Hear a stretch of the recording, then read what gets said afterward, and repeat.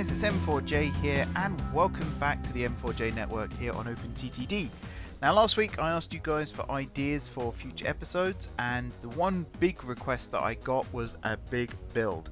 So that I will be delivering for you guys today. This is an idea that I've been sitting on for a while. It's not my idea, it was an idea suggested by you guys. And it was for a new main line, north to south running main line between, I think it was originally going to be between Munfingford and Beffing Way, but I kind of adapted it slightly. I had some existing connections that I was looking to tie up, as it were, and I thought, why not use those for this big build? And this is phase 1 of a big build, so there's going to be a phase 2. Phase 2 is actually a brand new terminus station within Guard City. Where that's going to go yet, I don't yet know. So at the moment, you'll see I build the main line and I don't really leave any provision for a junction. But I've had a bit of a think, and I have an idea roughly as to where it's going to go, even though I'm not 100% certain yet. Right now, I am currently electrifying all of the rails in and around Denston and also up towards Tarnway and Funston, which is the current southern end of this new main line that is about to be built. So this new main line, I'm thinking of calling it the Grand Central route, or at least Grand Central brackets north/south close brackets, because we have technically got a Grand Central east to west, yeah, this kind of ties in with that. So imagine there are two, one that runs north to south, one that runs east to west. And this was kind of badly needed on the network. In terms of north-south routes, you've got the connection from, can't remember the name of the station now, something Springs, something beginning with P Springs, which is just east of Beffing Way. And then that runs on a main line that then runs down through Nut Hill City Centre, down through, or just avoiding Henning Hall, and then down past Denston, and then on to Drentbourne. And that's basically the north-south route in the centre of the map. Obviously you've got the two coastal routes, the west coast and the east coast, which are very nice and very lovely. But in terms of the central, you just have that one route, and it's fine. It will be staying. It's not going anywhere. And Grand Central and Central trains will be running trains along that section as well. But in terms of proper north-south connections, we just didn't have any. So this is kind of fills that notch quite nicely, and I'm really happy with the outcome. You'll notice as well that we start on third rail and we end on overhead electrification. There is a switch over. There's a brand new set of platforms that are being built at Bathurst Street, Fort Mason, which allows the changeover to take place. And again, I'm really happy with the outcome of that station. Originally I was going to redesign the existing station, and I thought actually it would make more sense to build a new one next to it and kind of expand the complex rather than trying to cram it all into what was already there. So some of it's been slightly rebuilt, some of what was originally there has been slightly rebuilt, but the majority of it is brand spanking new. And it actually fits quite nicely into the topography, because one of the things I was worried about doing this was will it fit? Will it actually fit in with what I'm trying to do? So it's more modern than some of the other routes on the network, even though it's meant to have been around for a long time. Don't forget that even though routes here are being built brand new, the lore of the network says that they've been around for, 100 years at least. So again, it kind of ticks that box quite nicely as well, so I'm really happy with the outcome there too. I don't know why I destroyed all those houses there. I think I was going to move the fast lines, about to say the fast lanes, and I'm in City Skylines mode. That's what I was recording before this. Moving the fast lines is what I was originally going to do, but I decided to leave them as is. We've got a bit of a weird junction here, and the reason I said that this is the current southern terminus is I'm actually considering building this route so that there is a branch that goes down through Tarnway and Funston, and then onto Munfingford Paragon via the line in the southwest corner there, and then from Munfingford it would then run down to Plenborough down that line, which also has yet to be built, and that would be another core north-south running central linking route. I don't know what that line's going to be called yet, but I know that some Great Western trains will be using some of that line, so it might be tied in with that. I don't know yet. But yeah, that's the current idea for this line. But the way that it connects up to the route here at Tarnway and Funston, it could very easily just be a branch that goes through here, and the main line then continues further south and perhaps even joins up with the South Coast route as it's running along the coastal section. That could work. It might need some planning, but we'll see. I also like how this new route, and again you'll see it as I'm building it, how it interacts with some of the other routes. So obviously Bathurst Street is the major interaction, the major interchange point. There is, again I'm trying to remember the name, I think it's Monston Station, has 2 new platforms added, perpendicular to the original ones, and the new line runs under that. A lot of the crossovers though happen without there being stations, which I again kind of like. I like to build as many interchanges as possible, but again in the real world there are cases where main lines cross one another and not interchange. And the one I'm thinking of is the flat crossing at Newark. There are 2 stations in Newark. There's Newark Northgate and there's Newark Castle, I think is the other one. Hang on a second. I'm actually going to Google this one because I need to get this right. Stations in Newark. So you've got Newark Castle and Newark Northgate. That is what I said, isn't it? I think that's what I said. Yeah, probably. Anyway, Newark Castle and Newark Northgate. They're quite close to one another, but they're not interchanges. They might even count, actually I don't think they do. I was about to say they might count as an out of station interchange, but I think that's only really in London that happens, or you know, inner cities at least. And as close as these 2 stations are, they're not really close enough, I don't think. But yeah, that's the one example I was thinking of, where there's 2 lines that cross. They have 2 stations in the town, but they themselves are not an interchange. I kind of wanted to do a lot of that, and again I'll let you guys decide for yourselves whether you think I've done this right or not, but personally I'm very, very happy with this. You know, as I said, it's something that you guys wanted, big build. It's to try and sort of get some interest back in the series again, because you know, doing the timetables and stuff like that, I think that's more of an off-camera job again now. I kind of included it on camera when Scheduled Dispatch was introduced to the series, but now that we're all kind of accustomed to that, I think I'm just going to go back to doing all that kind of boring stuff off camera. Well, I shouldn't really call it boring, but you know what I mean, like all the admin stuff. I'll do that off camera and focus on the you know, the new trains and things like that on camera, plus these big build projects. So this is the new Bathurst Street, Fort Mason Station.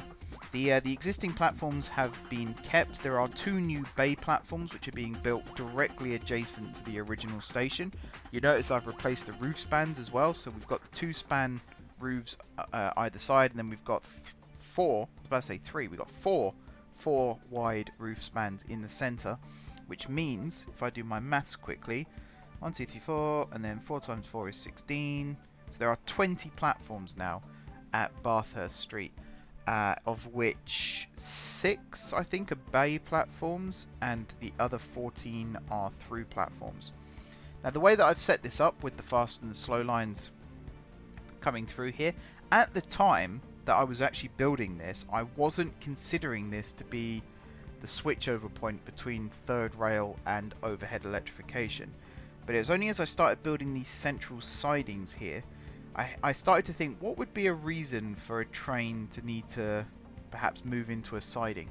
And it always reminds me of at Thameslink at Farringdon, there are a set of sidings underneath Smithfield Market, just as you leave Farringdon heading towards City Thameslink. You can kind of see them out the window if you look to the right. So if you're heading south, you look out the right hand window if you're facing direction of travel. You can just about make out some sidings under there. And that's the reason they exist, is if the electrical switchover at Farringdon, so for example class 700 pulls in, it's supposed to switch from overhead electrification to the third rail. Say that doesn't happen for whatever reason, if there's a problem with the shoe or if the pantograph doesn't lower, then it can be moved off into that siding without there being any issue. And likewise, if if the pantograph doesn't raise and it can't switch to overhead electrification, then it can also be moved to the siding. So that's kind of the inspiration for that. Was I was building those storage sidings and I thought, actually, what would be a reason for those sidings to exist? And then I suddenly thought, why don't we do... What was that noise? Why don't we do the switch over here from one form of electrification to the other? There aren't that many trains right now that would be electrified here anyway, so a lot of trains will be... Sorry, there aren't many that are bi mode, you know, dual electric... what's the... dual voltage, that's the word I was looking for, in this era. I think really the 319s are the only... and I suppose the 313s, but we don't have the 313s in the game, I don't believe. I think the 315s have the ability to switch. They might do. But yeah, there aren't many right now. So there's going to be a lot of sort of HSTs and other diesel traffic that's going to be running through Bathurst Street. But there'll be a lot of electric trains that will terminate here because they obviously can't continue where their voltage doesn't work and when they can't draw power. I'm really butchering this video today, aren't I? Started off so well. Anyway, we've got the north sidings, we've got the south sidings, 4 tracks each, and then the main line here continues up to the north. I was going to make a... oh yeah, that's what it was. So you might have noticed I shared this on my Discord on Sunday. I'm actually recording this not long after doing that, so I can talk about it because it's fresh in my mind. I was just browsing through Reddit, seeing what was new, seeing what was exciting. And as it happens, let me see if I can find... let me put my phone on silent here as well so I don't get interrupted. I saved a post from a couple of guys. That's the wrong button mark. Modern UK train set, new GRF has been created, and the authors, I will give them full credit, Almost Cthulhu and Cuba P, and basically it's lots of modern traction. So you've got things like the new Northern stock, for example, the 195s, the 331s. You've also got the new Trans-Pennine Express trains, so the 397s, the 68 Mark 5A. Is this 4 car? It should be 6, I believe, in total. You've also got things like the new Aventra classes that are being created, so the ones for Greater Anglia, the ones for London Overground. I think they might have the ones for South Western Railway as well, even though they haven't been introduced yet. You've also got things like the Flexes, which is the old 319s that have been converted to dual... no, they were dual power. What am I talking about? Bi-mode. Or battery power or hydrogen, I think, is now... I don't know if they're production yet. I don't think they are, actually. Plus the 800s, the 801s, the 802s, the 803s, the 805s, and the 807s. Now, I think the 805s and 7s are the ones that East Midland Railway... Again, they've all got, they used to all have trains in their name, and now they've all got railway in their name. I don't know when that fashion trend started, but that seems to be a thing now. And the reason I think that's the... actually, no, I think these are the Avanti ones, because there's 5-car and 7-car configurations. So I think that might be the Avanti ones, plus the logo on the side looks like Avantis as well, the triangle. So I think that's the case. Anyway, it's all modern stock, and it all looks really, really awesome. So if anyone was wondering, I kind of answered the question already.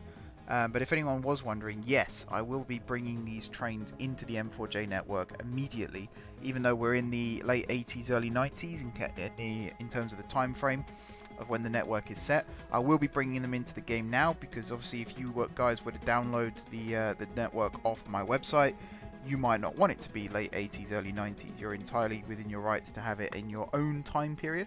So I might as well put the assets in the game now so that you don't have to do it yourself. And it also helps with liveries, so potential future franchise holders. I am in the process of creating the templates for custom liveries, and I will be requesting that if you are a patron that you design your own livery using the templates, just to save me some time personally, because as much as I'd love to do everyone's, I don't have the time, so I wouldn't mind a little bit of help there.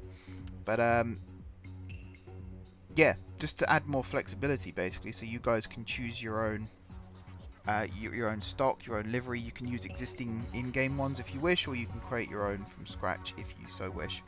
It's entirely up to you. But we do need more patrons for that to happen, so do follow the link in the description down below if you're interested in becoming a patron. For the simple fee of $1 a month, you can become a patron. You won't unlock the franchise tiers at that level, but you know, you can still get involved with the Patreon only videos and the Patreon only chat on Discord. As soon as you know, the lowest tier has access to all of that stuff. It's only the higher tiers that unlock the franchise stuff though. But even then, you know, you can still get a relatively small franchise for, I think it's $5 a month. And I'm always looking for feedback on the Patreon as well. So if you've got any ideas for how to improve it, do feel free to suggest them either down below or over on Discord. Any environmentalists watching these videos, I do apologize for the massive amount of terraforming and destruction that I'm currently doing on screen. Again, bear in mind that you know, this is Victorian engineering that I'm recreating here, which is why I'm kind of I do believe right back in the Jeffries network when I started on this map, I said I was going to try and follow the terrain as much as possible. But sometimes with big routes like this, you want to cut through as much of it as possible, and you know, not let it get in the way. So as much as I wanted to follow the terrain with some of this, particularly these huge hilly sections, which I do love the fact that the Midlands of our map has these huge hilly sections. You see the way that I bridged over the Guard City Great Eastern line there as well. That was part of it. You know, the big hilly section, which the Great Eastern line does skirt around, to be fair. But here I just kind of, you know, got the bulldozers out and just flattened the land. Tried to make it look as natural as possible. I mean, the Great Western main line around Box Hill kind of does something similar, where it carves through the land as much as possible, and then eventually they built a tunnel.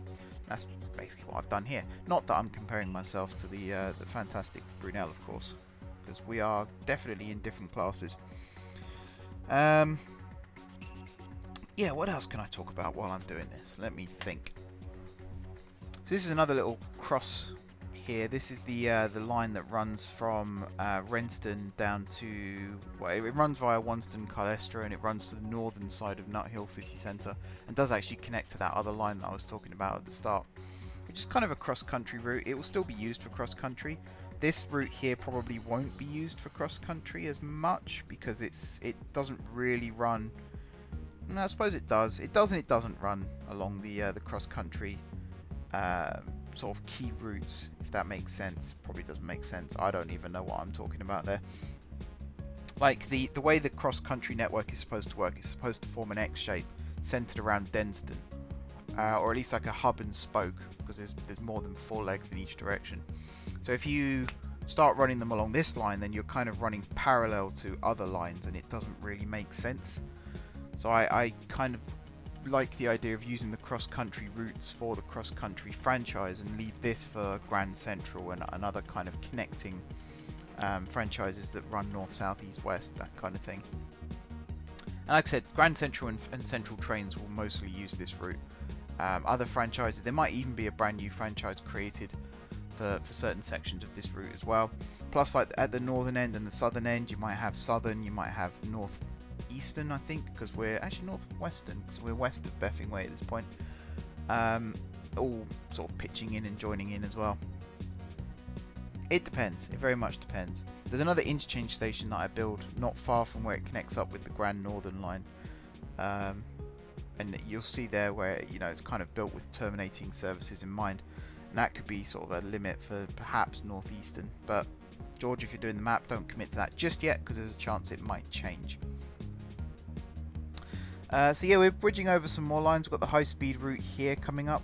High-speed has kind of been ignored for a long time. Since I worked out how to get around the order limit problem that I'd been having, I kind of really haven't focused much on high-speed, so I'm probably going to have to start doing that again.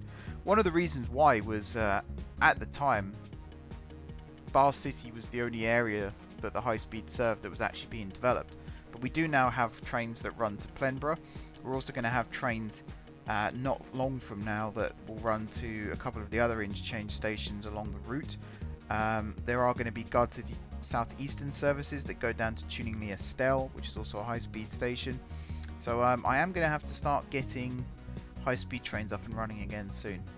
The fact, you know, I've got the template set up now. You know, I know how to get these trains working, and in terms of the speed limits, they're relatively easy to do. Just max it out for pretty much the majority of the route. I really like the fact that James pointed out to me the new signalling aspect So you can actually program speed limits into signals now, and I have used it in a few places. So the HLR, I have a new system of getting trains from Kenville Airport to the depot, which I've basically used to fix the HLR problem that I'd been having. So the HLR is now running very, very smoothly. It's one of the reasons why I was really confused about the GWR, because the HLR was probably the most problematic of the entire network in trying to get that to work, and I was basically close to giving up, and I thought I'd give it one last crack with this new method, this new depot entry. For example, I have a little single track branch that runs alongside the route between Kenville and just south of Shoreham, and that's where, you know, it's a bi-directional line. It's a 20-mile-an-hour speed limit that's controlled by signals, so I didn't have to set up waypoints, and it works, and it's fixed the problem. So I don't know why that works and why the other ones didn't beforehand, but it's worked.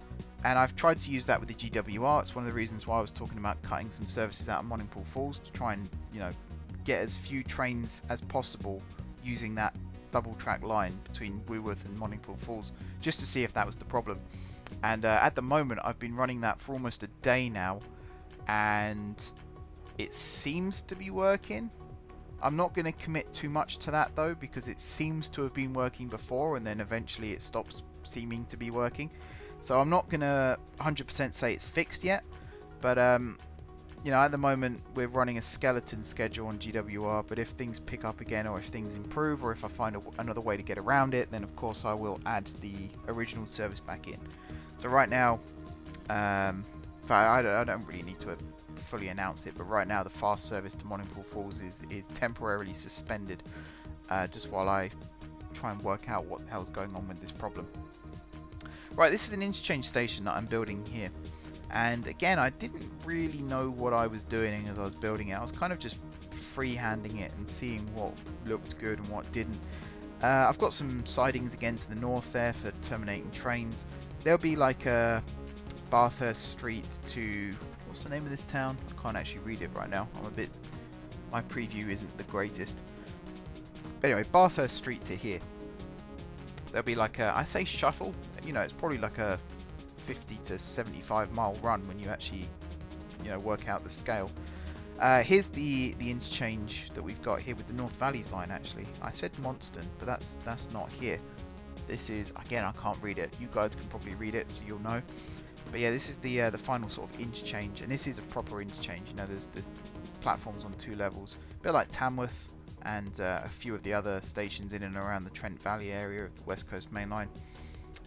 Lichfield is the one that springs to mind. I think Lichfield has that configuration. I think it does. I feel like I was in the middle of making another point and I just completely forgot what that was and started talking about something else. Oh yeah, signals. That's what I was talking about. So there is a new feature now with the latest version of the JGR patch, where you can program signals so that trains are forced to go at a certain speed through that signal. Now I should say that the speed limit you set in the timetable is the priority, or is like the pace setter, or whatever you want. So in this case, say we had a train that's timetabled to run at a maximum of 75 miles an hour, but then you have a little section of track where it's a slightly tight bend, for example. Instead of using waypoints to slow the train down to, say, 45 miles per hour, you can have a series of signals that will slow the train down and then speed the train back up again afterwards. So that's another really good way of getting around the order limit, and that might be the reason why that was actually introduced. If it is, that's genius, because that's basically the problem I was having with the high speed, was how do you get a train from 15 miles an hour to 235 miles an hour in 10 mile an hour increments? And the answer is you can't. You know, using waypoints is just unfeasible, because you end up using all of your orders just on waypoints. But if you then assign it to signals, not only are you controlling the speed of the train without using waypoints, but you're also standardizing it for all trains that then run on that section of track. So you don't have to set up individual speed limits for individual trains along that section of line. You just use the signals to control it. So you can have 50 different schedules running along that section of track and only have to set up the speed limits once. And that, to me, is a reason alone to want to use that. So a big thanks to James for pointing that out, because otherwise I wouldn't have known about it. He also gave me a very brief explanation of how it works as well, which was also quite handy, because at the time I wasn't really sure how it was going to work, but there's a couple of screenshots and stuff that he sent over to me, and yeah, it's been a massive help. So I've been using it in spurts. Right now I've not committed to using it fully along a line, but I'm using it in areas of the network that already exist. So as I said, the HLR one was a good example, because it meant I didn't have to change any orders on that, and that helps a lot when it comes to not bunching up vehicles, because as soon as you change the order list, all of your schedules get reset while the train has to auto-fill that, even if it's a little section, and it can completely mess up your vehicle unbunching. So to be able to avoid that, but at the same time add new speed restrictions, that's been a massive help as well. So it's a really awesome feature. Whoever came up with it, whether it was JGR or someone else, and it's then being added to the patch, I don't know myself. If you guys know, please do tell me, because I'd like to give the right person credit. But thank you whoever it was for coming up with that idea, because genuinely it's going to help me a lot when it comes to doing this network, particularly things like the high speed and the transrapid. In fact, I think we're still not quite in the right time frame. I'll have to have a look actually as to when the first maglevs started appearing. Again, maybe I can do a quick Google search, because it might have been the late 80s. First maglev. 1984. Maglev technology was first developed by Eric Lathwaite. The world's first commercial maglev train opened in 1984 in Birmingham. Oh yeah, it was the little shuttle thing between Birmingham International Station and the airport. That used to be a maglev. It isn't anymore. It closed in 95 because of reliability and design problems, which is something that features quite commonly when you talk about maglev. That's why it never really went anywhere. But I mean, you could assume that what we're using with transrapid is maglev. You could assume it's something more like a hyperloop, if you'd like. But I think maybe we could actually commit to doing it now. I will have to rebuild the Bar City terminus, because it's not going to be in its current location anymore. It's going to move somewhere else. I was considering making it connect to Bar City Central, but I think that's going to be too much of an ask, so I won't be doing that. But yeah, I think we can get that working again. And again, you'll have to bunch some signals together. So where I would normally put waypoints, this time I would put signals. So there'll be like a tile apart where trains speed up and slow down. But I think that works fine. And then all you have to do is set an order list so that the train runs through those signals, and it'll speed up and slow down. I think that's really cool. You will have to add some speed limits in the timetable still, particularly in slow traffic areas, just to make sure that you aren't doing 125 miles an hour with an HST when you're running in and out of a platform, just in case you do miss a signal here and there. Plus you would still need to use waypoints for wayfinding, and if you've got signals that rely on waypoints to let certain trains through that are then heading off in certain directions, then of course you'd need waypoints for that too. But I think this route, if I can get it to work, this might be the first route that doesn't have waypoints everywhere. That the speed limits will be controlled almost entirely by signals. And I really want to try it out. I really want to see if it works, because if it does work, it's a lifesaver. So it'll save me probably 5 hours of timetabling and adding in waypoints, and I won't have to do the speed limit sheet to the level of detail that it currently is, although I might still do anyway, just because. Actually, I do quite like having the speed limit sheets, even though I don't like making them. I do like sitting back and looking at them. So we'll have to see. Right, we've got to this section now, so I'm going to talk about this monstrosity of a station design.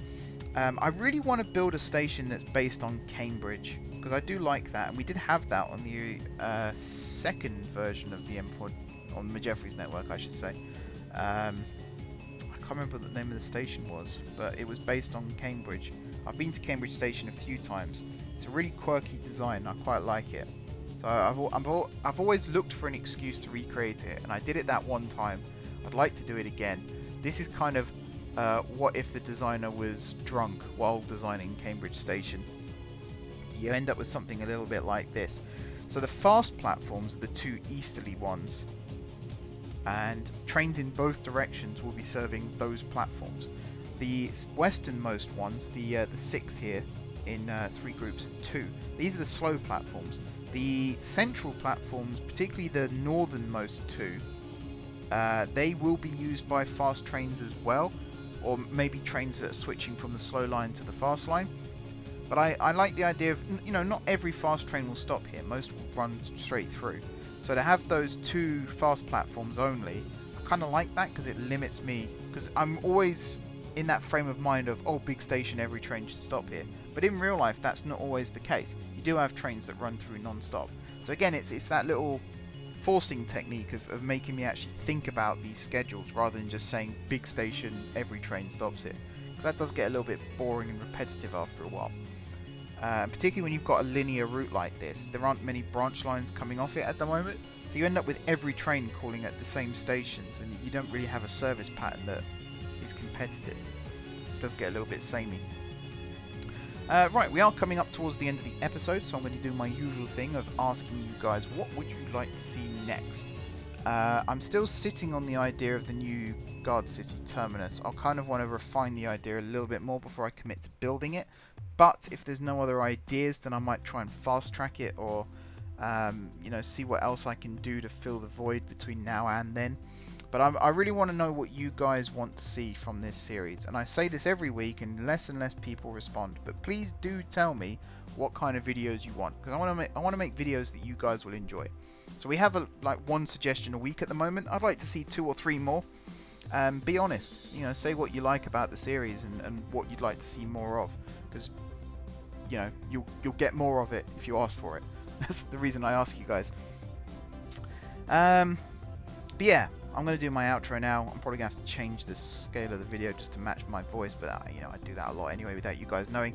Thank you very much for watching. Hopefully you enjoyed this video. As I said, it's the big build, which I know that a lot of you guys enjoy, so hopefully you do enjoy this one. If you do, be sure to smack that like button, and particularly if you're enjoying the series as well, it always helps the channel. If you dislike the video for whatever reason, that's absolutely fine, to each their own. Be sure to hit the dislike button, let me know, and I'll try and make things a little bit better for you next time. Besides that, if you haven't already, oh no, drop comments down below, that's the other thing. Yeah, drop some comments down below with ideas for future episodes, as I've already said. And then besides that, if you haven't already subscribed to the channel, be sure to hit the subscribe button. If you have already subscribed to the channel, thank you guys for your continued support. And until next time, I will see you soon.